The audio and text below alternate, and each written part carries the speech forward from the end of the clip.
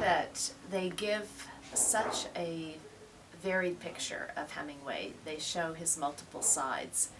His wife, Hadley, his first wife, Hadley, said that he was so complicated that you couldn't even make a sketch of him in a geometry book. So the letters show his developing relationships with people like Maxwell Perkins, F. Scott Fitzgerald, Jean Dos Passos, Archibald MacLeish. It's sort of a who's who of 20th century American literature seen from this very intimate perspective of personal correspondence. Mm-hmm. We see the progression of his major novel in progress, Farewell to Arms. Sometimes we get almost daily page counts of and the experiences, the frustrations, the satisfactions, the days that he's very discouraged.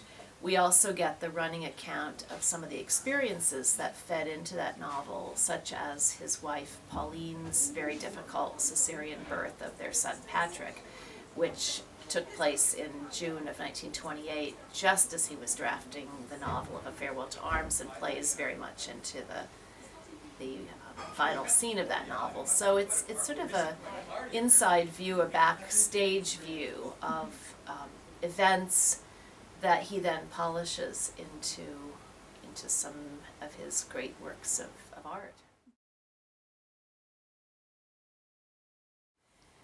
We're hoping, our aim is to make it accessible and enjoyable for Hemingway's many, many aficionados. We want it to be, of course, valuable for scholars. It's a scholarly edition. But we have written the notes and tried to make the volumes attractive so that anyone who's interested in Hemingway, and there are legions of people interested in Hemingway, will enjoy reading these candid accounts of experiences.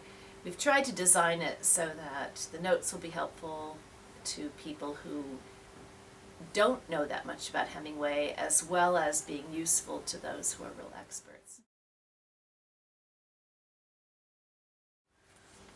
That's a good question. He really seems to have perennial appeal. His books are still taught, they're still sold. When tragic events happened in Paris in November of 2015, his book, A Movable Feast, his sort of love song to Paris, sold out. He was just a wonderful observer of places, of people.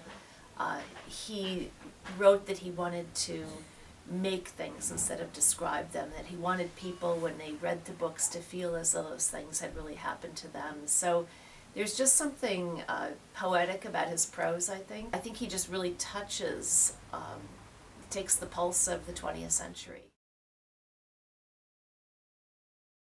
Probably if I had to single out one letter, I love one that he wrote to his mother in 1922.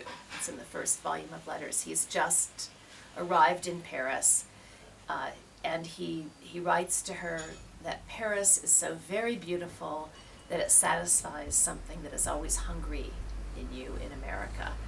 And he goes on to talk about the pastries and the animals at the zoological gardens, the plants, his budding friendships with the likes of Gertrude Stein and Ezra Pound. That same letter, he talks about Gertrude Stein, saying Gertrude Stein was over for dinner the other night, and she's very large and very nice, and she likes my work. So I like the way the letters just capture the freshness of experiences, and they were never intended for publication. So you do have that candid, unguarded voice, just speaking very casually in different voices to different people, depending on their relationships.